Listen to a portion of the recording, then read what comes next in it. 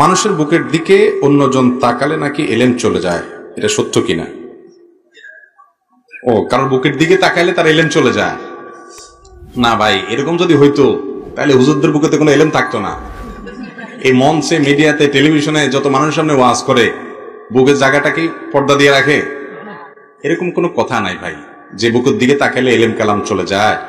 তবে হ্যাঁ, বদনজর লাগে সেটা ভিন্ন বিষয়, কিন্তু বুকের দিকে তাকাইলে, চোখের দিকে তাকাইলে, মুখের দিকে তাকাইলে এটা হয়ে যায় সেটা হয়ে যায়, এগুলো আমাদের নিজেদের বানানো কথা। কোরআন হাদিসে এরকম কোনো কথা বলা হয় নাই।